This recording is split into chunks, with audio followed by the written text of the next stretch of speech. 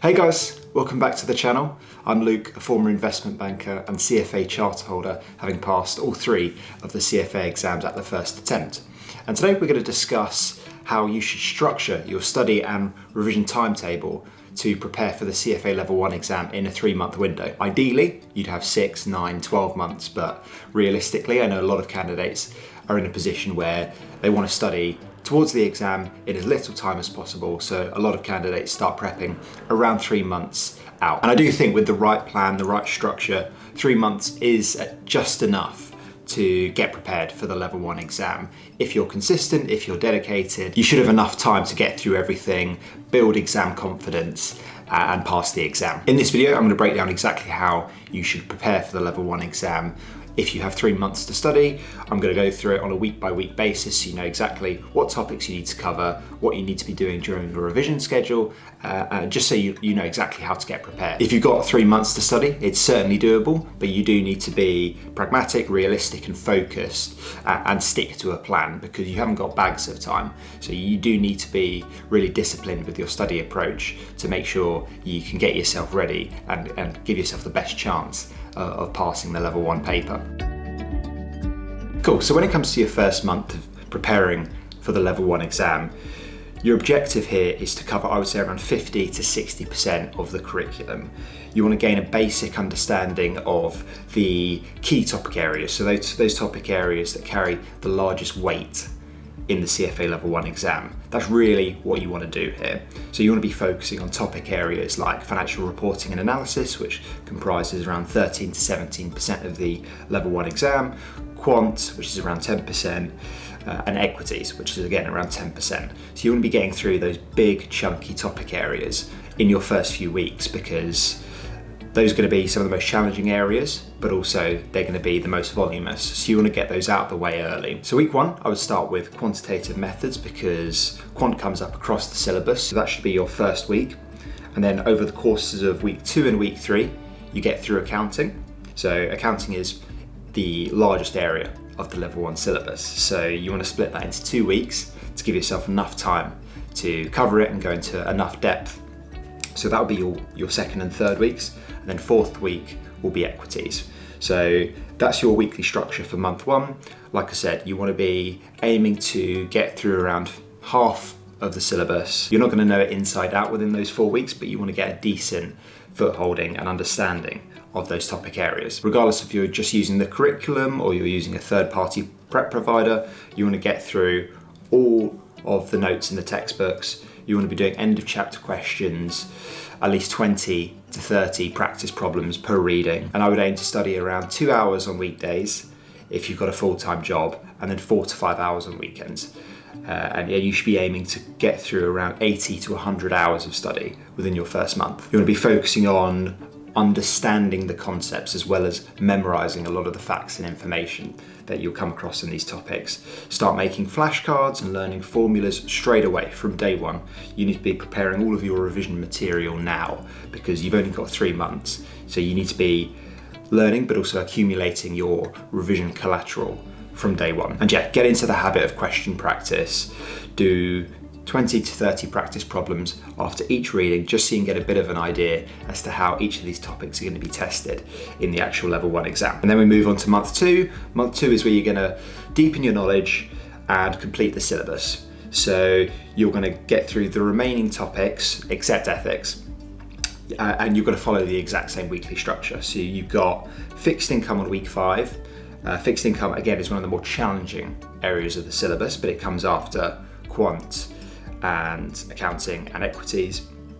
Week 6, we move on to corporate finance. I would say this is where the topics become a little bit shorter and a little bit more straightforward. So we move on to corporate finance in week 6, economics in week 7, which is definitely one of the shorter topic areas of the syllabus. And then we bunch derivatives, alternatives, and portfolio management together in week 8. So yeah, the aim of month 2 is to finish off all of the remaining material in the syllabus. So we've been through everything at least once by the end of the second month. All the topics need to be covered off by the end of month 2, so we've got time in month 3 to revise everything and practice mock exams. You want to be following the exact same study structure that you used in month 1. Quick concept overview, go through the notes, go through the curriculum once, and then build your flashcards, build your revision material, and go through questions. Get through around 20 to 30 questions for each of the readings in these topics, and that should give you a decent level of understanding before we go into month 3. And if you do have any spare time in month 2, I do recommend going back and revising some of the areas that we covered in month 1, just so everything's staying front of mind and you're not forgetting anything that you learnt in month 1. Again, this is quite a tight time frame, doing this all in 3 months. So even though we're learning new things in month 2 across fixed income, corporate finance, economics, etc., it's important to stay on top of everything we learnt in month 1. And then we move on to month 3. Month 3 is where we get exam ready. So we're going to reinforce, refine, and prepare for what the exam day is going to look like.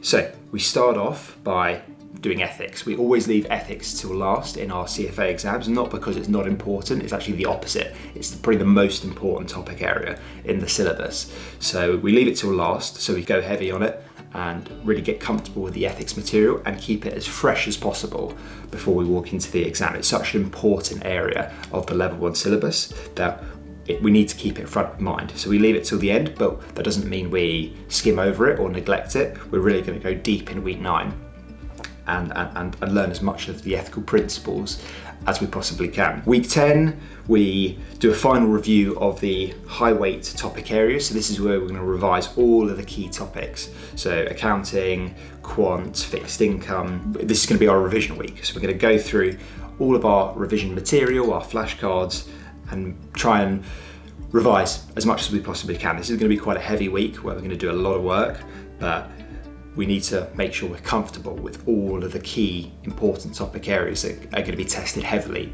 in the level 1 exam. Week 11, we start to apply everything we've learned. We're going to do a couple of mock exams, ideally at least 2, but if you can do 3, 4, 5, 6 mock exams in this week, you're only going to be better prepared for it. Week 11 is pure question practice and doing at least a couple of mock exams under timed exam conditions so you can simulate what the real exam's going to look and feel like.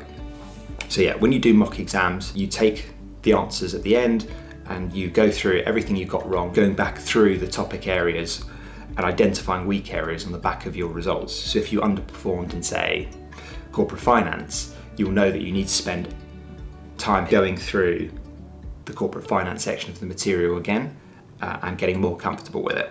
So in my opinion, you should be doing mock exams in the morning, and then later on in the afternoon, you take those results and you go back through the topic areas where you've underperformed to make sure you get more comfortable, deepen your learning, and hopefully be better prepared for the next mock exam that you do. And then week 12, the final week, the week before the exam, is final revision. So here you want to be doing flashcards, formula review, and just getting mentally prepared for the exam day. You don't want to kill yourself on the week before the exam. You still want to be doing work, obviously, and getting yourself prepared, but the bulk of the work has been done now. You want to make sure you're getting adequate sleep, managing your stress, not getting too worked up before exam day, and just mopping up those last few topic areas where you're not super comfortable. But yeah, again, you don't want to be killing yourself here. You don't want to be doing all-nighters because you want to get your body and your mind prepared for exam day. Cool, so that's a 3-month timetable to get you prepared for the level 1 exam within around 12 weeks. In terms of final tips, consistency is going to be everything here. So even a couple of hours a day, every day, is going to make a huge difference to what you're learning, how much you're learning, how much you're retaining.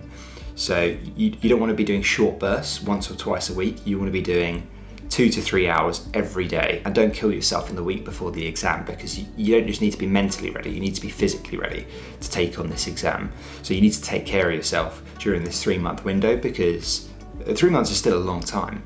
So you need to be both mentally and physically prepared for level 1. Cool, so that's the video. Hopefully that was helpful. If you've got any questions about the level 1 exam, please feel free to fire off in the comments. I'm more than happy to take any questions. If you have got the level 1 exam coming up, I wish you the best of luck for it. You're going to absolutely smash it. If you like the video, please hit the like button and consider subscribing, and I'll see you guys in the next video.